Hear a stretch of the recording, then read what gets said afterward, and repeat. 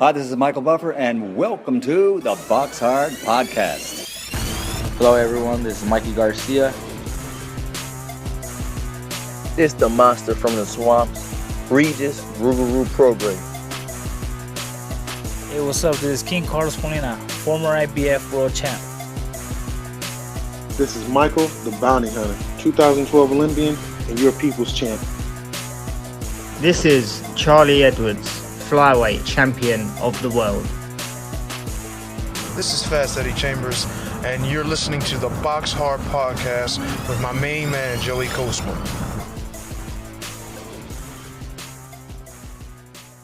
Hello everybody and welcome to episode 477 of the BoxHard Podcast. I'm your host Joey Coastman. I'm joined as ever every single week by former heavyweight world title challenger, the main man himself, Mr. Fast Eddie Chambers. Eddie, how you doing this week? I'm doing great, my man. How about you? Always good when speaking with you, Eddie. It's going to be a short review part of the show. There's not too much to go over here in part one. Then we're going to welcome our special guest, and then in part two we'll do the news if there is any, and obviously the preview part. So let's dive straight in then to the review part. This one took place last Thursday, November 28th at the Premier Suite in Cannock, Staffordshire, United Kingdom. Over here we saw friend of the show Sam Eggington pick up win number 35. He's got 9 losses, a points win for him over 6 rounds there at 154 against Alan Velasquez, who's now 4-20 with a draw. Moving now, and I'm coming to you, Eddie, because I'm expecting you to fill in here. I'm moving now to Friday, November the 29th, at the Swamlum Night Bazaar in Bangkok, Thailand. Where else? Over here we saw Usyk Wangek, a.k.a. Sresaket Sorong Vasai, a.k.a. The Rat Eater. He picked up win number 58. He's got 6 losses and a draw. A first round KO win for him against Surat Ong, who's now 22-8 with a draw. For those that don't know, Usyk Wangek, Sresaket Sorong Vasai, fantastic fighter, probably on the pound for pound list a couple years back. Brilliant fighter. Obviously stopped Roman Chocolatito Gonzalez. However, there was a photo of him that went viral of him just taking a massive bite out of this huge rat, and basically ever since that moment there, he's known as the Rat Eater or the Rodent Eater on this podcast. He has a couple of other nicknames as well, but we don't like to miss any out, and he's a great fighter, but obviously has a poor choice in his food, especially his celebratory meals, which seem to be a celebratory rat that occasion. Anyway, moving on very swiftly to the Resorts World Arena in Birmingham, West Midlands, United Kingdom. This is the final card to mention of the review part of the show. Like I say, we've flown through it. Over here, return to the ring for former world champion and friend of the show, Callum Smith, now 30-2. It was strange in my eyes because this guy, Callum Smith, was coming off a loss to Artur Beterbiev back in January of this year, and this was his comeback fight after fighting Beterbiev, and he finds himself boxing at 4:15 p.m. He was the opening bout of the entire card. There was other guys that I'd never heard of before fighting after him. Could not understand it, but anyway, he returned to winning ways. Like I say, 30-2. He steps in with the big punching Colombian Carlos Galvan, now 20-15 with 2 draws. Galvan down once in the 4th and twice in the 5th where he was TKO'd.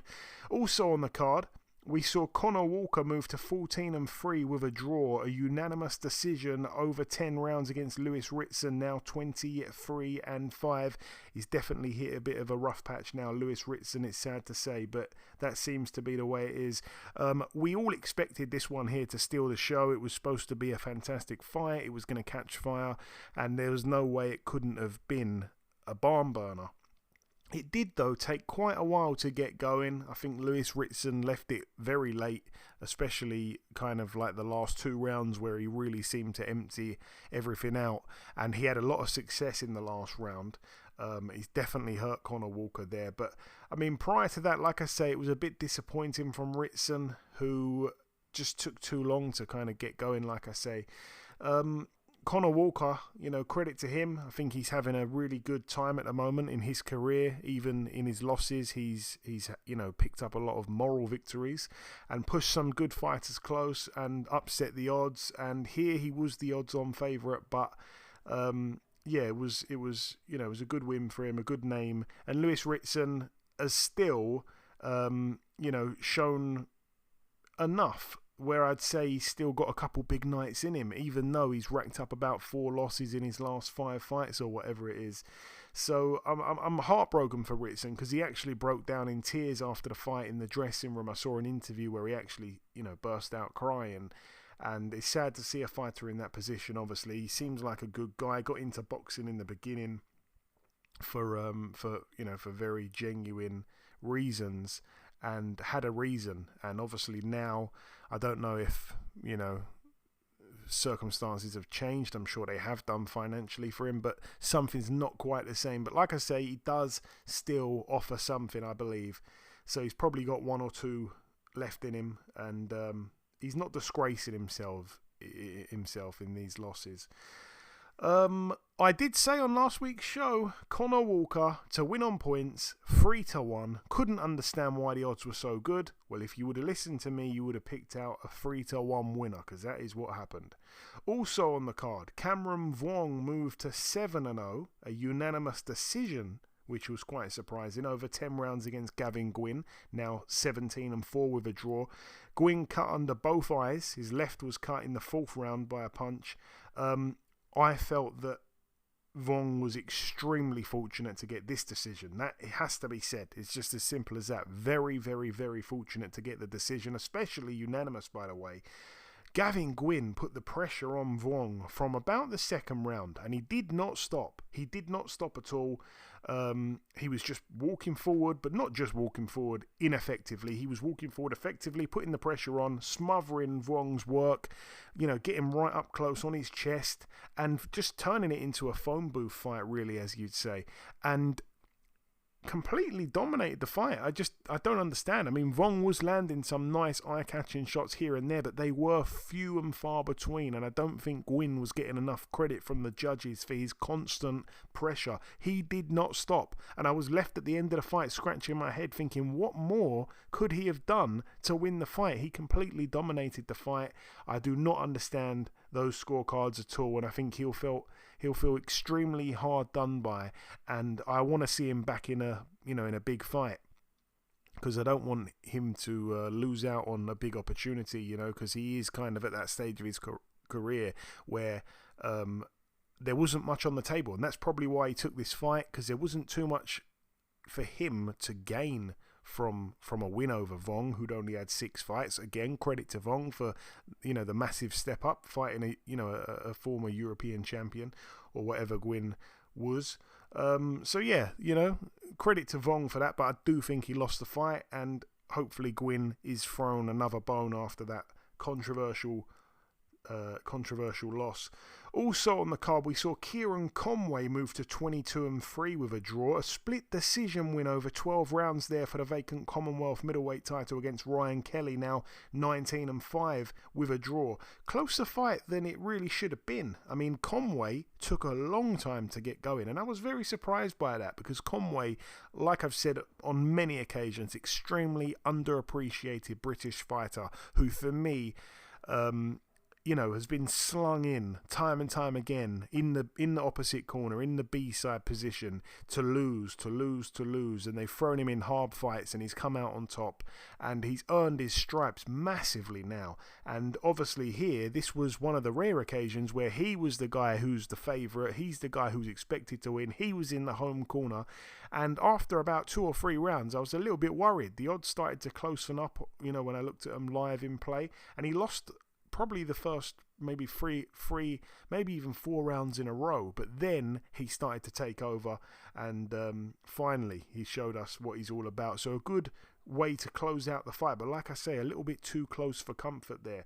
And the main event, I mean, this was really quite shocking. I did say on last week's show, these two guys have shared many rounds in the gym. Most of the time when that happens, you're going to see a points fight. It's going to go the distance, and both fighters know each other's tricks and all the rest of it, and especially both fighters being flyweights. This one was for the vacant WBC interim flyweight world title. Friend of the show, Sonny Edwards, now 21-2. I don't know if you saw any of this, Eddie. If you did, jump in. Galal Yafai, the Olympic gold medalist, now 9-0. A TKO for him in the 6th round over Sonny Edwards.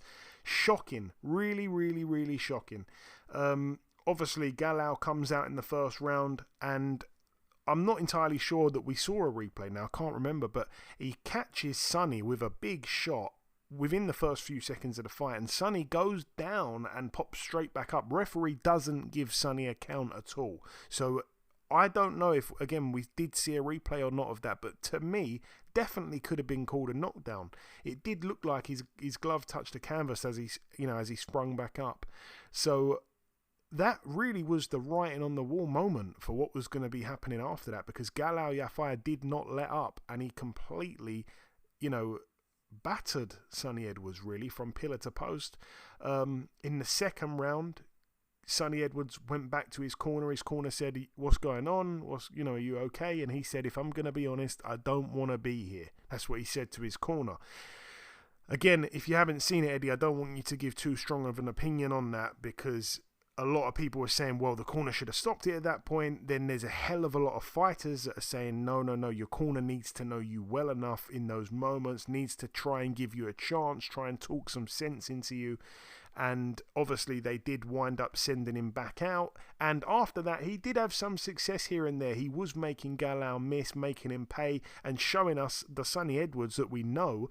But it wasn't something he could make a consistent thing, and he was being just beaten up by Galal Yafai. Galal Yafai in the end, got the stoppage. Referee had mercy on Sonny and stopped it, and it was a good stoppage from the referee.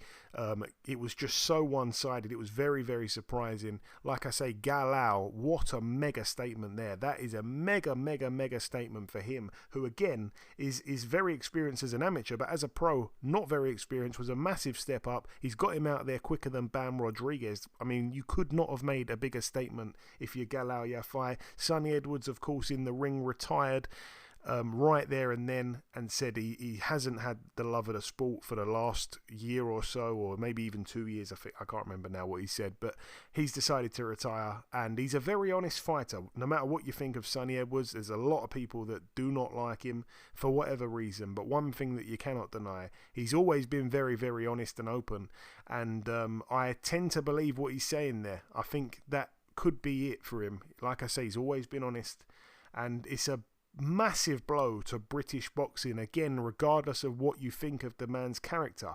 What a fighter he was on his day. It's just a shame that we didn't see enough of him. His prime years were not there for that long, and if this is the end of it, then it's a shame, because he had all the talent in the world. Eddie, I'm guessing you got something to say just before we wrap up this bit. Yeah, I didn't see the fight, in entirety. I didn't really see much of any of it. I do now want to review it just so I can see how he performed and see what happened. But when you go back, and I've had times where I actually won fights, and I felt like that. And this was at the height of my career. And it was just like I'm looking at the clock, I'm looking at the audience, you know what I mean? And I really understand what he was feeling in that moment. But see, Sonny Edwards is at a different level at the time. That he felt this than I was. I was still coming up. You have hard fights, you have hard situations, and you just got to fight through. But in a situation where he's accomplished winning a world title, being one of the best fighters, in his weight class, and being able to be dominant at times, he's pretty much seen the height of what he could be. Obviously, it could have been longer. Maybe he could have gotten a little bit further. Who knows? But when you don't have the love or the desire or the need to do it anymore, honestly, I don't even know if I ever had that. But I was always reacting off of, I want to prove people wrong, or, help my family, help my people, and make sure that, I'm taking them to places that they've never been able to be at. They've never would have seen otherwise. So that was my motivation to do it. And, you start seeing yourself win, and you're just, I'm just excited to be one of the best. But when a guy says that in the corner, I mean, I know a lot of other people say, "No, you got to push him." You know, my dad would have probably pushed me. I would have never said that in front of my dad because my dad would have probably punched me in the face. But in that case, I really think you need to think about who you have as a fighter. It all depends upon them. I think him saying that, knowing how he loved the sport and how he competed for all the time he's been in the ring and, you know, the desire to continue to be one of the best, when he says something like that, you got to really think about it and really maybe pull him out of there because he's not going to give his best effort, obviously. You know, it didn't look like, I mean, I didn't see much of it, but it didn't look, I guess, enough like him in there. You know what I mean? So in that case, you got to stop trying to be brave for your fighter and let him and do what's the right thing for him and just stop the fight, you know, at that point. You know what I mean? And look what ended up happening anyway. He ended up getting stopped by the referee. So it was going to happen at some point. But, you know, it was from what I'm hearing, it's just amazing. I did not think that this kid would be able to do that with only 9 fights or 9 fights. You know, be able to beat a fighter at this level. It's a really, really big win for him. Yeah, well said, Eddie. Well said. I don't have much to add to that. But that closes out then the review part of the show. It's now time to welcome this week's special guest. Ladies and gentlemen, please welcome one of my closest allies in all of boxing. It is, of course, the hard-hitting heavyweight based in Las Vegas, Mr. Hasim Rahman Jr. Hasim, welcome back on the show. Thank you, Joey. Thank you for having me, bro. It's always a pleasure. Hey, man, the pleasure is always mine. So it's been a while since we last did an interview, man. We last spoke back in September 2022, so over 2 years ago. At that time, you were getting ready to fight Vitor Belfort, the fight that never ended up happening. After that, Hasim, your career's been a bit mad. I mean, the whole Rahman Misfits thing came to an end. What happened there for those that don't know? I wouldn't say it necessarily came to an end. It's hard. It's hard to find these crossover fighters, man. It's hard to find an opponent that is a crossover athlete. So someone coming from another sport or MMA that are heavyweights or that are guys that are below 250 but above 200. It's just not a lot of guys to choose from. I was supposed to fight, like you said, Vitor Belfort. That fight didn't happen. He wound up being replaced by Greg Hardy. And then after that, I was supposed to fight BKFC bare knuckle champion. He had retired from bare knuckle and came to boxing. I can't think of his name right now, but it'll come to me. But I was Alan Belcher. I was supposed to fight Alan Belcher, who was also a former UFC guy. And then after that, the Logan Paul situation happened, and it's just been, like you said, it's been a roller coaster, man. So I took some much needed time off to enjoy being a dad, and I feel like that's my best decision that I've made. I got to keep the miles off me and sharpen up mentally as opposed to just overworking myself physically. So I wouldn't say that the Misfits Rahman journey is over, but we're just waiting for the right person to be able to be matched with, because the pool is so little.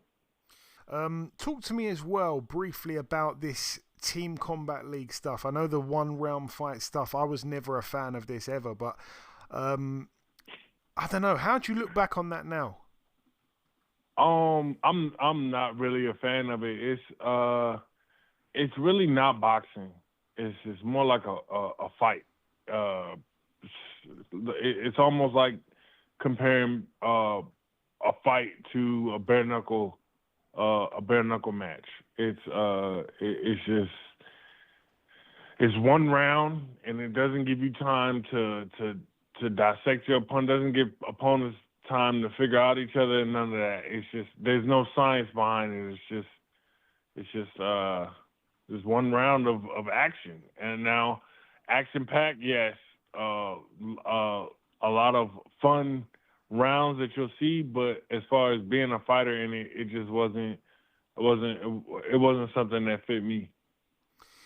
And obviously, like I said, man, you've been my guy for years. I've paid much closer attention to your career than the majority of fans would have.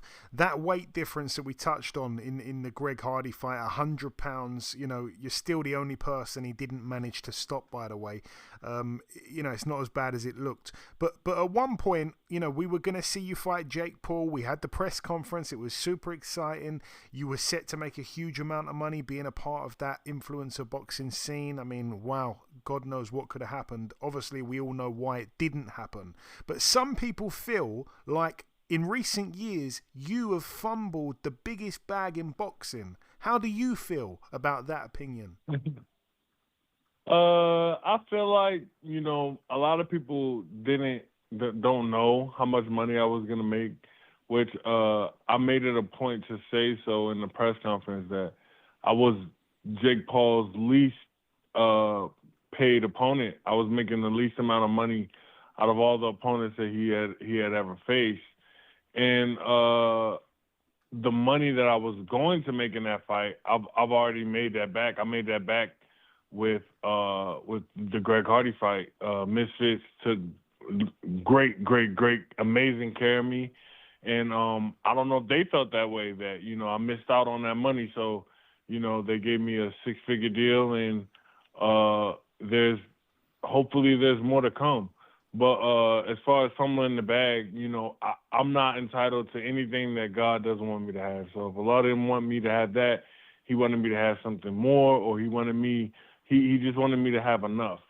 So I don't think that I necessarily fumbled a bag because, like I said, I made that money back. So it's just all in God's timing, man. That fight didn't happen for a reason. Maybe later on down the line the fight does happen. Maybe it doesn't. They claim that it won't happen, but then I got to fight with Logan Paul. I knock out Logan Paul. Jake Paul's got no excuse but to fight me because I done knocked out your big brother. So, once I'm back in the mix, like I've been off for 2 years now. So once I'm back in the mix and my name's back in the headlines as it always is when I'm fighting and doing well, we'll see if we can't line something up. Maybe I'll fight both Paul brothers as opposed to fighting just Jake Paul. Yeah, because I always felt like maybe I won't fight either one of them, and I'll get a title fight, which is really what I want to do. So it all depends, man. It all depends. People could say that I fumbled the bag, but the money that I was gonna make in the Jake fight, I made my very next fight.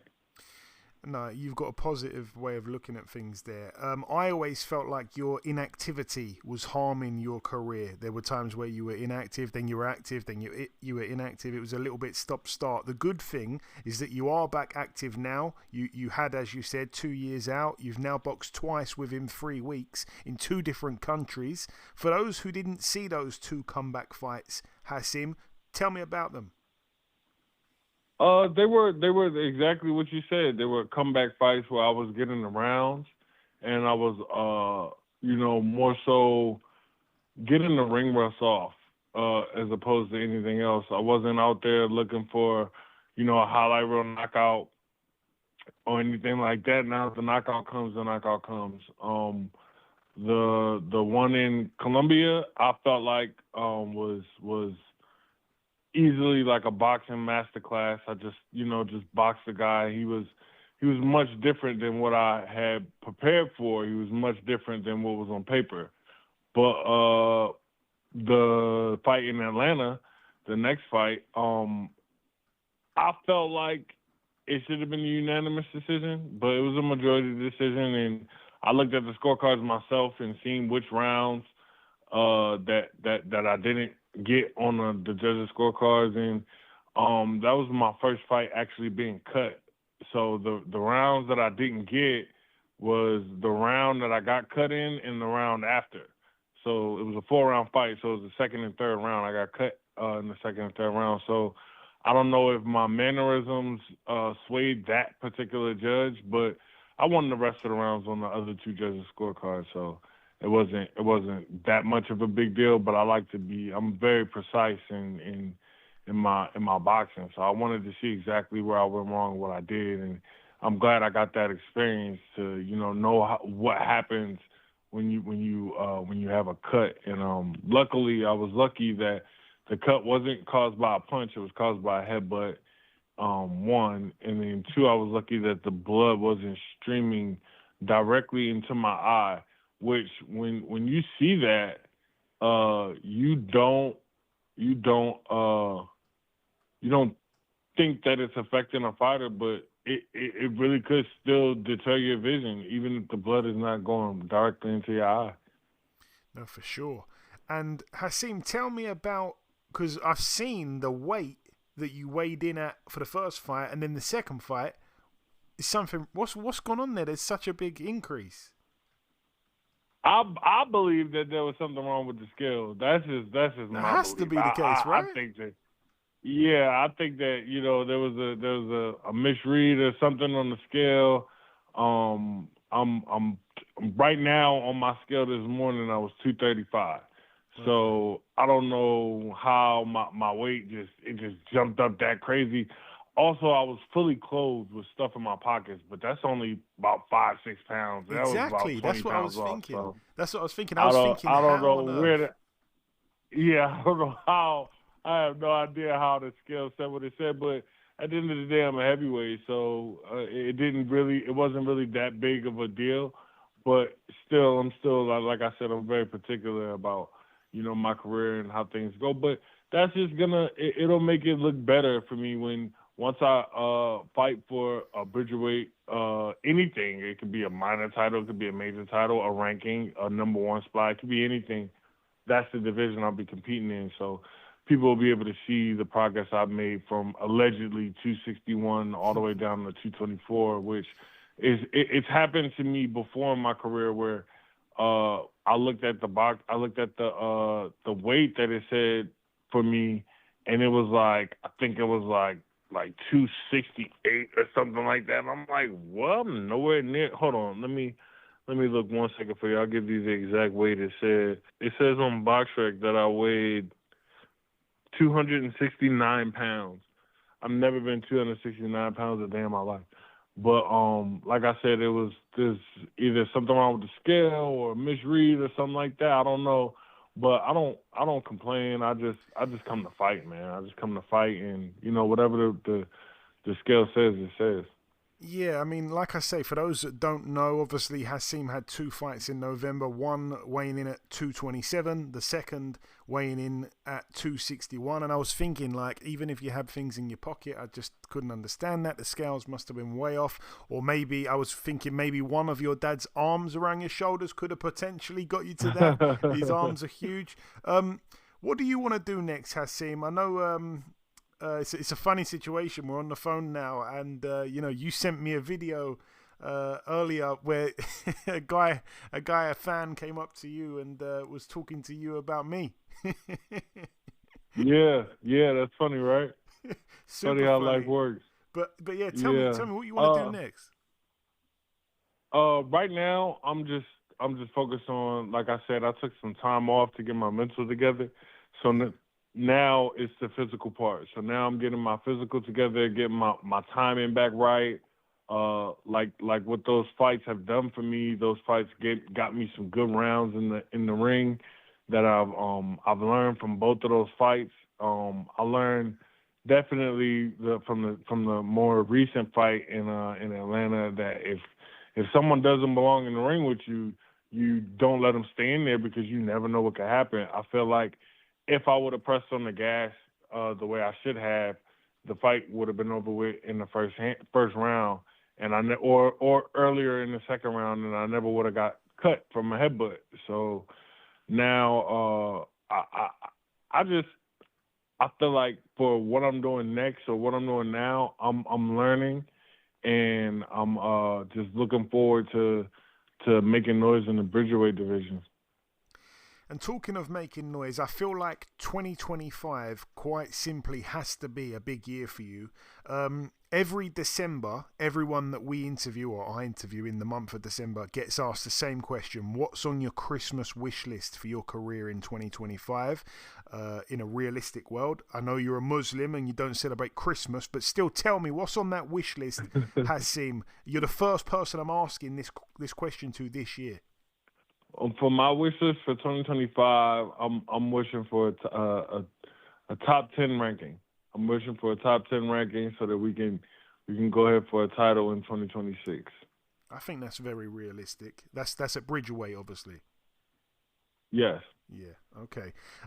One thing, Hasim, that I remember when I first interviewed you about 7 and a bit years ago, you predicted on that first ever interview we did that Daniel Dubois would one day be at the top of the heavyweight division.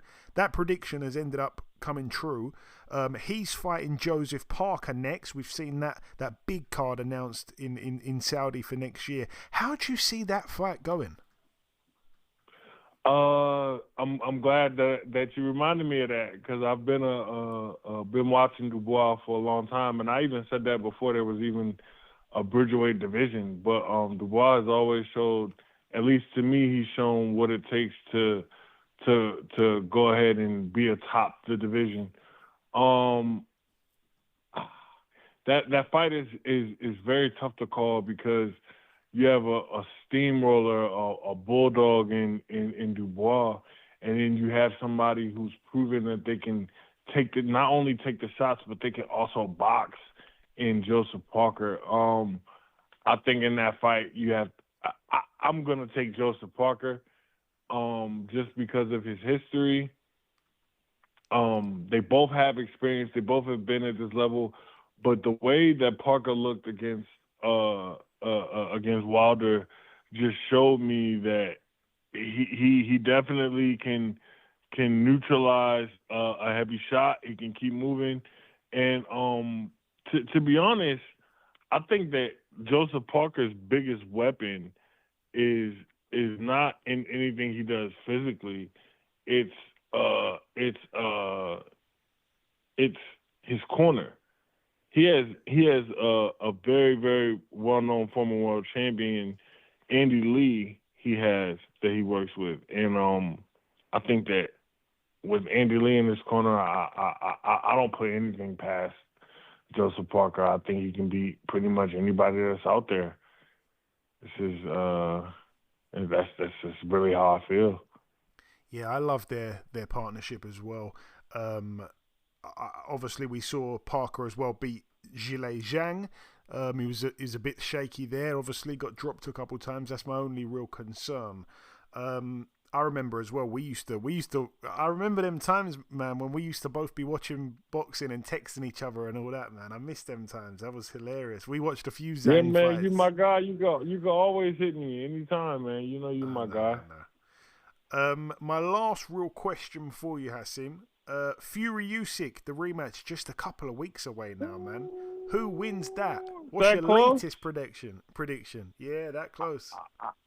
I gotta go with repeat, man. I feel like Usyk is a different animal, man. I think Usyk is the best heavyweight on the planet right now. Until somebody dethrones him. I mean, undisputed at cruiserweight, undisputed at heavyweight. He's just gonna be really, really hard to beat. And I think that he handled Tyson's power. I think that Tyson's awkwardness didn't get to him as much. Would he have won without the knockdown? Who knows?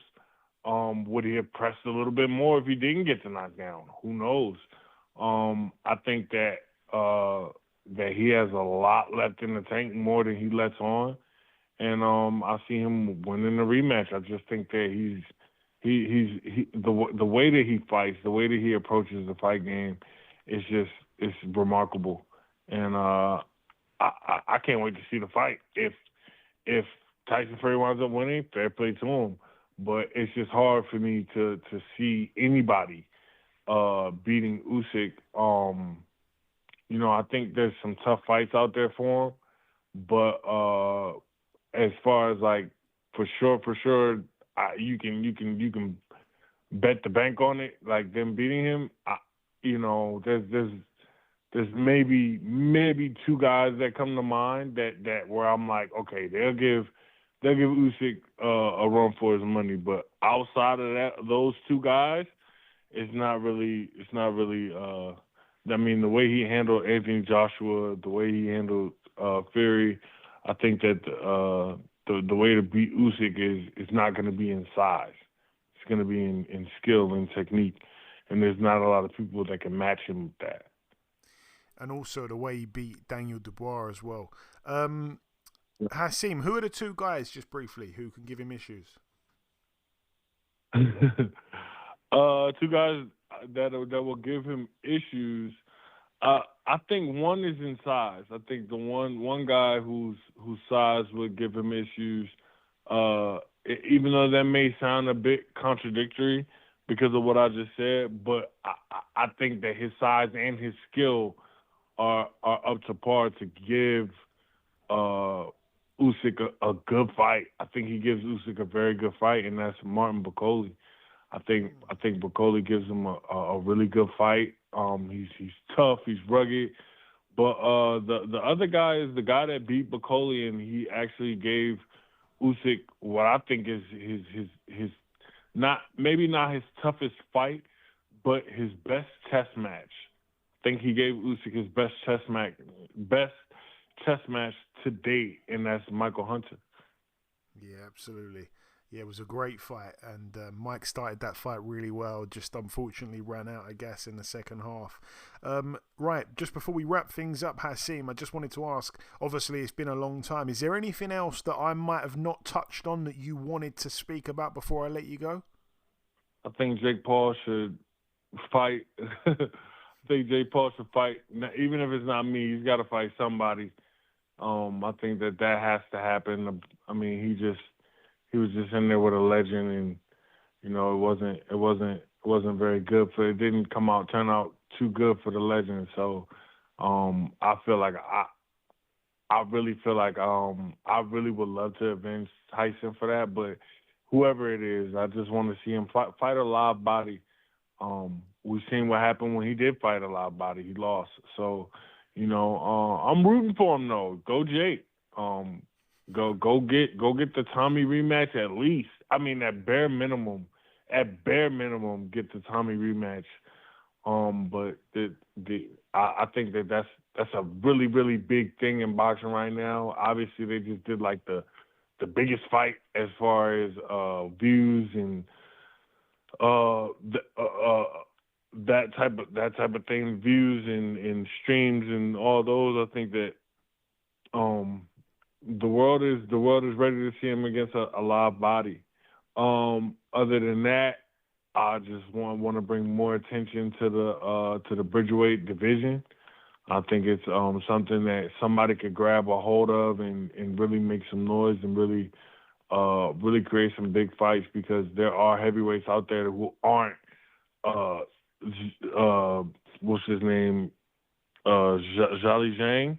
They aren't his size. They aren't Fabio Woodley size. They aren't Martin Bakole size, and they really have skill. They really have good skill. It's just these heavyweights of today are not the heavyweights of 1970 when the weight classes were made. The heavyweight champion of the world was 215 pounds, and everybody thought he was huge. But let's see what happens. I think there will be more to be said about the Bridgerweight division. I think that it's going to get highly competitive. A marquee name is what they need to grab the belt. And shout out to the champ who vacated his belt, Lawrence Okoli. He vacated his belt, and they've made the number one contender. Or he had the interim belt. They've made him the champion now. The guy from South Africa. So I think that there's a lot to do in boxing in the year of 2025, and much love to Turki Alalshikh for bringing us these fights that we wanted to see. We got to see Crawford in action. We got to see Bivol versus Bitabev. We got to see Tyson versus Usyk, and that's a twofold for the both of the last ones that I said.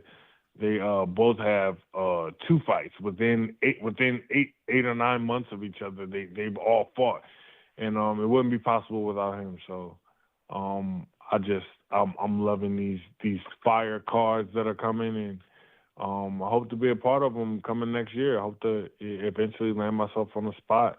I got some more fights, some more comeback fights, if you will. I got some more of those lined up. Looking to fight in my hometown of Baltimore, Maryland, next summer. So let's see what happens. Hopefully we can get a big fight off of that, and we'll see. Maybe that bag that they said I fumbled, maybe it's just waiting for me. There we go. What a way to end. I love it. Listen, Hasim, as always, my brother, the pleasure is mine. Thanks so much for your time, and we'll speak again soon, my man. No doubt. Anytime for you, Joe. Okay, now it's time for part 2 on this week's show. This part, of course, the news part of the show. Just one piece to bring you at the moment. Adam Azim has had his next fight announced. It's going to be going down in London on February the 1st. The venue is to be the OVO Arena in Wembley, and Adam Azim will be boxing here for the IBO World title against former champion Sergei Lipinets. So all the best there to both men. Moving on then now to the preview part. We're going to start here with this one. It goes down on Saturday in Sofia, Bulgaria. Over here, it's like a throwback fight, I suppose, Eddie, but I don't think we should talk much about it. But anyway, Kubrat Pulev, 31-3 in a 12-rounder, stepping in with Manuel Char, 34-4. All the best to both men there in Bulgaria. Moving now, though, Eddie, if you think that one was a throwback, we're going right back here. We're moving now to the Alfred Diete Spiff Civic Centre in Nigeria. Over here, return to the ring for a fighter who has not boxed in 25 years and 9 months. It's the return to the ring for former heavyweight contender, the undefeated 20-0 Ike Ibeabuchi. He's back in a 6-rounder against Ayman Abbas, who is 4-10 with a draw. Ike Ibeabuchi, at the age of 51, makes his comeback. The president is back. Obviously following his release from prison for, mainly, I believe, the sex crimes, if I'm not mistaken. Eddie, man, I mean, just really brief, because again, it's a wild one, but it's not something that probably our listeners are going to want to hear too much about. But what are your thoughts on that, man? I mean, you've returned to the ring after many years out, but 25 years? Not that many. Goddamn. He was a great talent, up and coming guy. The next Mike Tyson. A lot of people was thinking he had a hell of a fight with David Tua. He stopped Chris Bird, which when I was watching the fight, I heard a lot about the fight with Chris Bird and how he demolished Chris Bird. And I watched, he didn't demolish Chris Bird. Chris Bird was actually making him look a little ridiculous early, and he caught him. But like I said, great talent. It's just unfortunate that he couldn't stay within the rules of, of the law. But even at 51, it's good to get an opportunity, I guess, to come back out and in this era, this day and age, to get people to at least to get a chance to see him.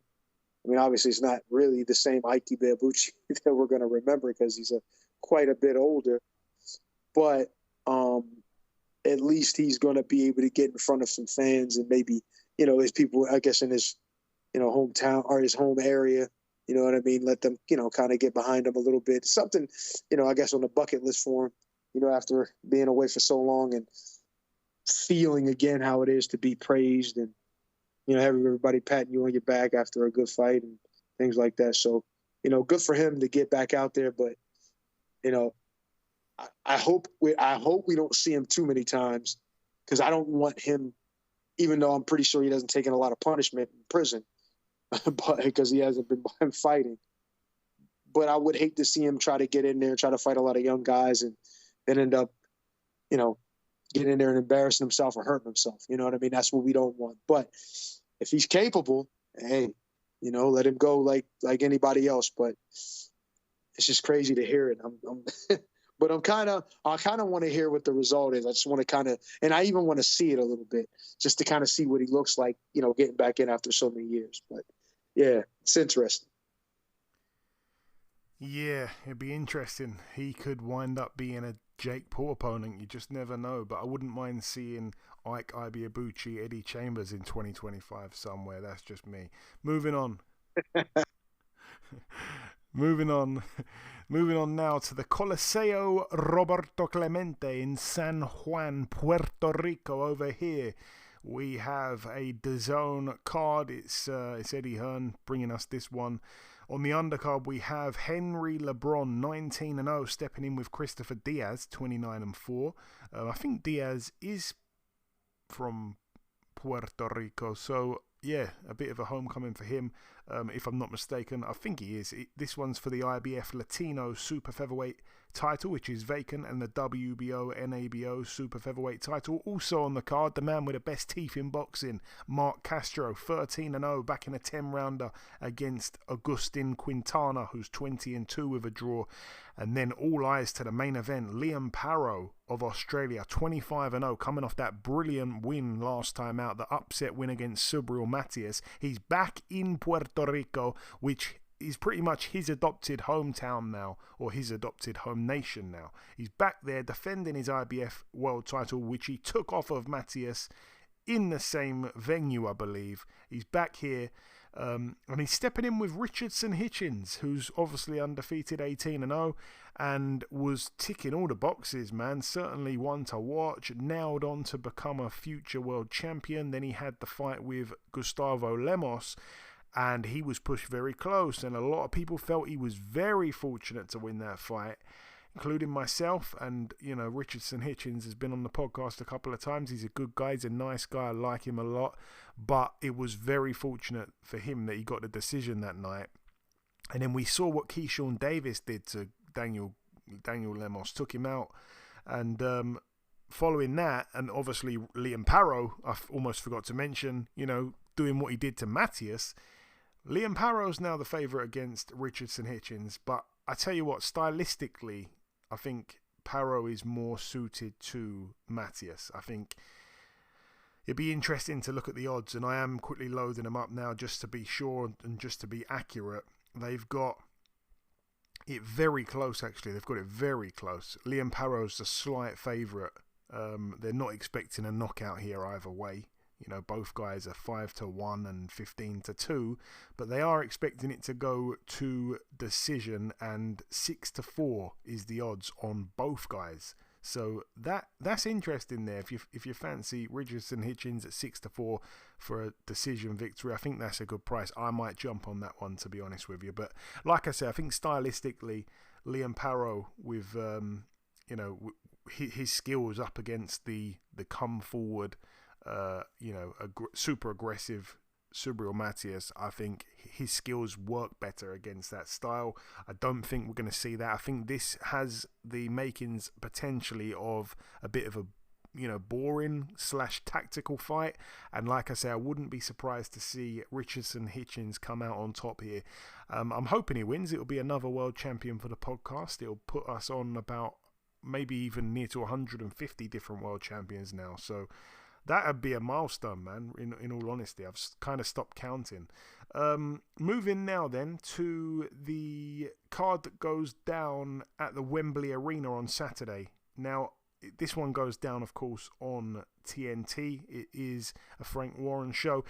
I just want to say this, and I don't like to be negative. I don't like to throw shade or anything like that on this podcast. I never have been that way, but how it works in boxing media is, they send out the forms to fill in if you or someone in your media outlet wants to attend a boxing show. So you'll fill in the form and then they'll accept you or they'll reject you.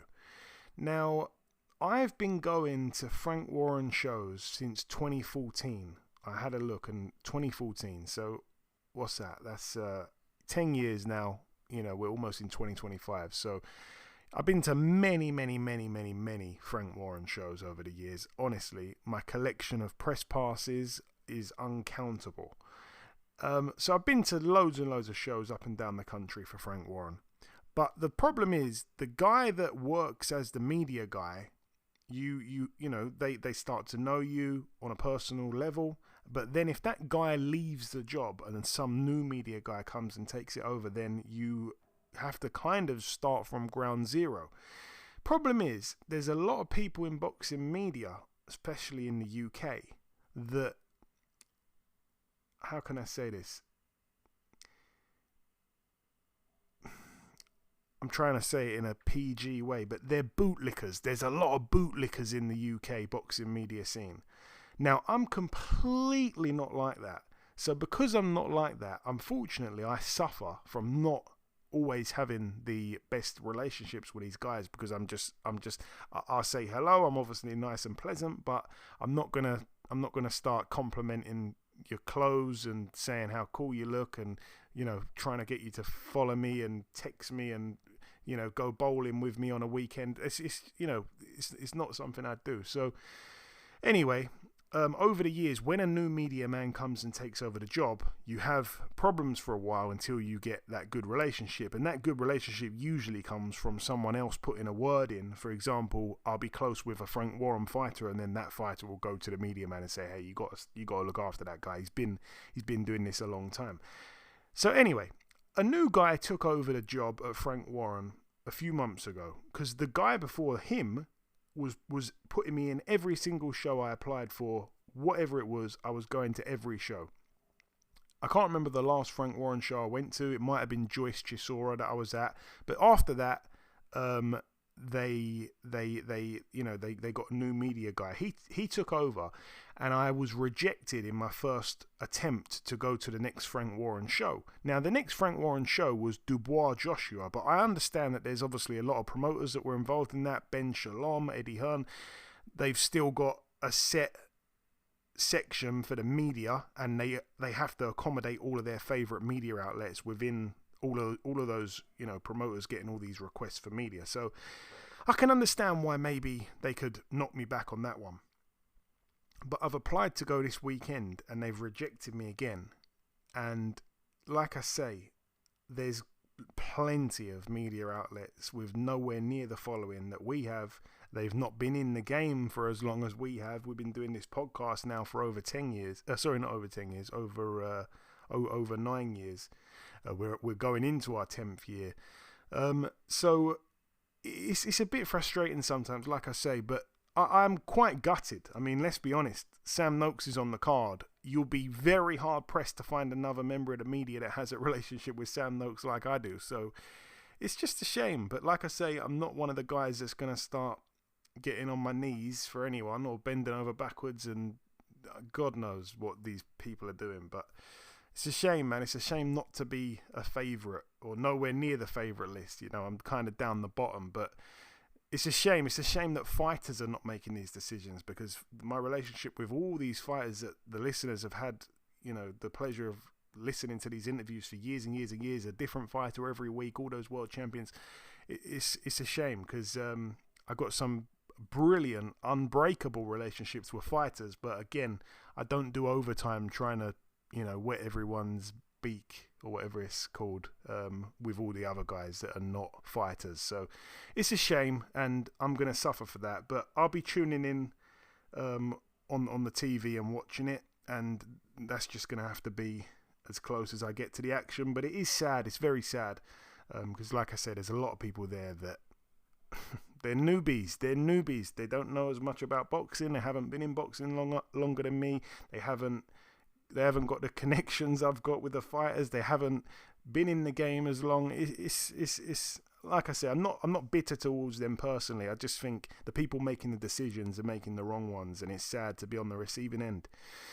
But anyway, rant over, and I hope I haven't bored anyone to death with that one. But just I don't often go into things like that, but I think it is relevant to this week, unfortunately. So it's a big shame to miss out on this one. But anyway, like I say, Sam Noakes on the card, fantastic friend of mine, 15-0. He is defending his British, Commonwealth and WBO lightweight titles. I'm not sure he's got the WBO lightweight. That one might belong to his opponent Ryan Walsh in the other corner, 29-4 with 2 draws, never been stopped, coming off a brilliant win last time out. It's going to be a really good fight, this one. Ryan Walsh does look good up at lightweight. It's just a case of, can Sam Noakes get to him? The bookies do think he will, but it's going to be a good one, man. Do not miss that fight. That's going to be really, really fantastic, I think.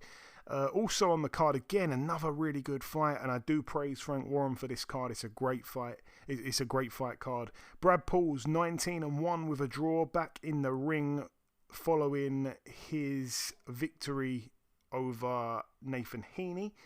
I was at the first Heaney-Pauls fight. I wasn't at the second one, but like I say, 2 good fights. Brad Pauls, like I say, back here against Denzel Bentley, 20-3 with a draw. This one for the British, the EBU European, and the WBO International middleweight titles. This is a really interesting fight, again, because was Brad Pauls made to look better than he was against Nathan Heaney?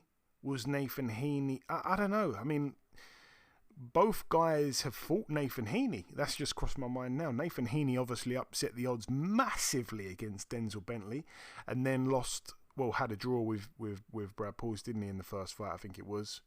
And then obviously Brad Pauls won the rematch. So it's interesting. Again, I think stylistically, Denzel Bentley can cause Brad Pauls a lot of problems. Denzel Bentley can certainly bang. Brad Pauls, though, I think also can cause problems for Denzel Bentley. I think he's a very well-rounded boxer. He's extremely fit. And I think his confidence, now that he's got Nathan Heaney out the way, is probably through the roof. And he can go into this fight saying, well, I just beat a guy, in my eyes, twice, who you lost to. So I'm sure he goes in quite confident, but he'll have to be on his A game because, like I say, Denzel Bentley can certainly crack, and we saw that against Derek Asazi. Also on the card, Solomon Dakers. This is a fun one. He's 9-0. I've slated him a few times in the past just because I don't really enjoy his style, but he's 9-0. He's back here for the English heavyweight title against David Adelaide, 12-1, who obviously lost his O to Fabio Wardley in a fight where he didn't look very good.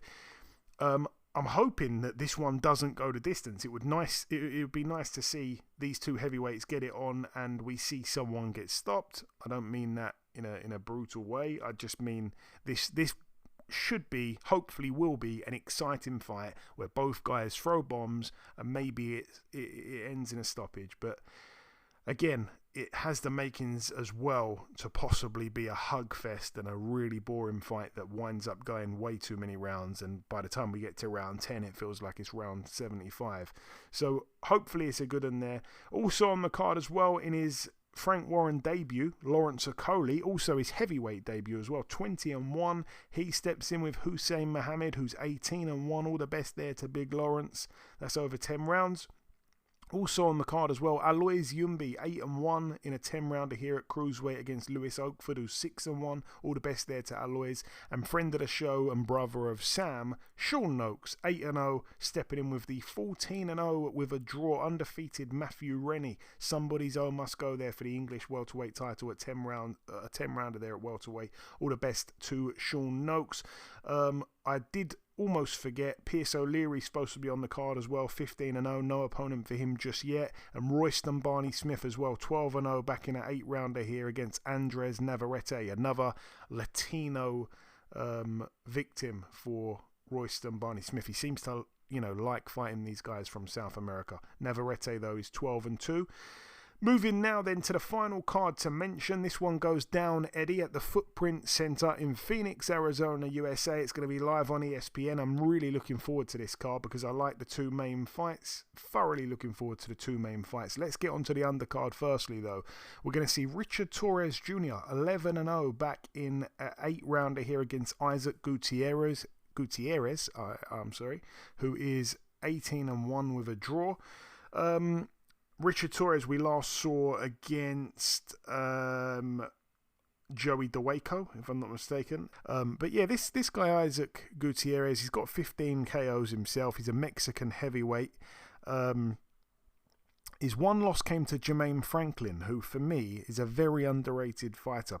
right up there as one of the best heavyweights in America, but nowhere near them conversations. No one mentions him amongst the likes of your Charles Martins, Deontay Wilders, Michael Hunters. He does not get a mention, and I do not know why. But anyway, Jermaine Franklin's the only guy to have beaten him. Jermaine Franklin beat him on points back in 2023, but he's back here against Richard Torres Jr. Also on the card, Giovanni Santillan, 32-1. He's back here. He steps in with Frederick Lawson, who's 30-5. This is a 10-rounder here. Santillan, we last saw losing to Brian Norman Jr. That one was for the WBO interim title, where Norman Jr. ended up getting elevated after that, and he's now full champion.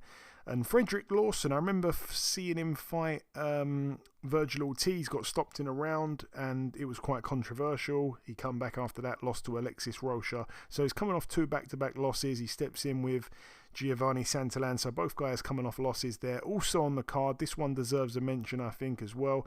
Lindolfo Delgado, 21-0, back in a 10-rounder against Jackson Martinez, who's 22-3. Also on the card, the rematch between Rafael Espinoza, 25-0, and Robisi Ramirez, 14-2. I don't know if you remember seeing this fight the first time round, Eddie. This is one of the 2 fights that I was really looking forward to on this card. They're 2 fights that we've seen before, so 2 rematches. And like I say, Espinoza, 25-0, Robisi Ramirez, 14-2 for the WBO featherweight world title. That rematch. Espinoza, obviously the freakishly tall featherweight, he's 6'1". Beat Robisi Ramirez on a majority decision when they met in the past. Robisi Ramirez has gone away since then, picked up a win. Both guys have gone away, picked up wins, and they're back doing this rematch. So really, really good fight. I remember now not seeing the full fight at the time. I remember doing the podcast and I hadn't seen it, and I remember people were saying it was one of the fights of the year right at the back end of last year, and I hadn't seen it, so it ended up not getting I think we'd already kind of decided on who was going to win fight of the year, so I didn't end up seeing it until this year. So it was a really good fight. I don't know if you want to add anything to that one, Eddie, if you can recall it a year ago now. Yeah, I didn't really see much of it, but I think a little bit of it. Good. It definitely was an exciting fight, and I really recall was making a bet, and that was part of my parlay, and that was the one thing that didn't happen as I would hope for. I was actually picking Ramirez in a decision, and he ended up losing the decision, which was crazy. I was like, oh, man, it's the only fight that messed up the parlay. It's almost like, why did I even do it?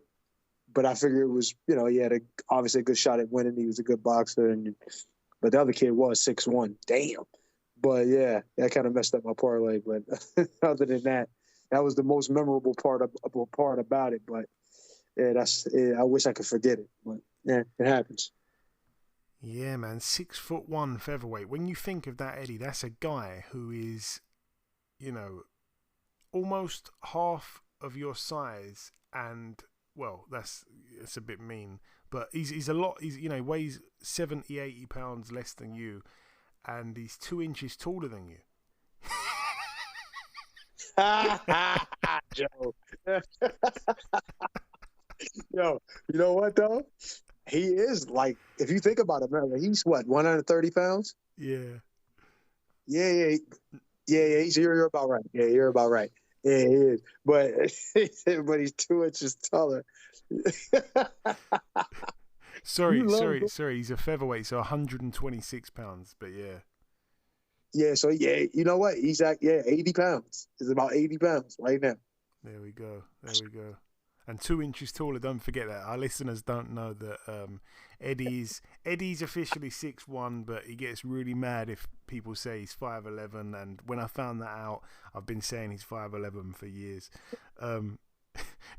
Moving on then, moving on then to what I think is the main event. I'm not too sure which way round this is going to be, but another great fight. The first one was brilliant, Eddie. I know you must remember it. Emmanuel Navarrete 38-2 with a draw. This one for the WBO Super Featherweight World Title, stepping in with Oscar Valdez 32-2. Their first fight was Fight of the Year. I tell you what, I'm very surprised as well at the odds on this one. I have to say, they've got Navarrete as the favourite. The first fight was extremely close, though I think he probably did outwork Oscar Valdez for the most part. But like I said, they've got him as the favourite. You can get over 2-1 for Valdez to win this fight. And I'm just looking at both guys' recent form, and again, you have to take notice of this kind of stuff. Since he beat Oscar Valdez back in August of last year, he's had 2 fights. One was the draw with Robson Conceição, which he definitely lost, by the way, but was very lucky to keep his belt. And then he stepped in with Denis Beranchyk, and he lost that one. He lost that one. So again, in my eyes, he's coming off 2 back-to-back losses. Whereas Oscar Valdez, he's only had the 1 fight, but he looked really good in that 1 fight against Liam Wilson, who, of course, gave an extremely tough fight to Emmanuel Navarrete. So, honestly, based on all of that, I think that I might edge to Oscar Valdez here. I really think I might edge to Oscar Valdez. Again, those odds that I'm seeing there, over 2-1, is insane. And if you were able to pick the actual method of victory, that's even bigger. You've got 9-2 for Valdez points and 15-2 for Valdez KO. That's insane odds on Valdez there. I'm definitely going to be backing something there. But again, I just hope it's the same kind of fight as last time. Both guys are literally the epitome of Mexican warriors, and they put it all on the line last time, and it was just a mad fight. Like I say, 100% made it easy to pick Fight of the Year back in their fight last year, and this is going to be brilliant. Again, I'm really looking forward to it, but I just feel like Emmanuel Navarrete's style recently seemed to have caught up with him a little bit, but will he have enough to come out on top again? I'm sure he'll be 100% motivated for this one. I'm not so sure he would have been as motivated against people like Robson Conceição and Denis Beranchyk, a guy from Europe that isn't a name over those parts of the world. But anyway, really good fight, and I cannot wait for it. Did you want to say anything on that, Eddie, before we wrap things up? Yeah, it was a great fight. That was a great fight last time. I expect it to be the same. I like Oscar Valdez a bit better than Navarrete, just stylistically a little bit, not too much, but it was very good the first time. And if you like action, you might want to tune into that. That's going to be a hell of a fight again, because neither one of them want to give an inch. So yeah, it's going to be a hell of a fight. I'm looking forward to it. I'm very much looking forward to Saturday night, even though I won't be at that card in Wembley Arena. But anyway, that's it then for the preview part of the show. In part 1, we did the review part, then we welcomed our special guest. In part 2, we did the news, then the preview part. The final thing for me to do is to come in with the outro, which I'll do in just a few seconds. Okay, and this wraps up episode 477 of the BoxHard Podcast. I've been your host, Joey Coastman. Eddie Chambers has been with me for the duration of the show. A massive shout out to this week's special guest, the hard-hitting Bridgerweight, not heavyweight, Mr. Hasim Rahman Jr. Really happy for him. He seems back in boxing, back happy, and obviously looking to campaign in a new weight class. The biggest thanks of all goes out to you, the listeners. That is the same every single week. That's about all now from myself. Thanks for tuning in again. Enjoy your weekends, particularly your Saturday, because there's a lot to watch in terms of boxing on Saturday, but enjoy your Sunday as well. Never forget to enjoy a Sunday. That's everything from myself. I'll see you all again, same time next week. Goodbye.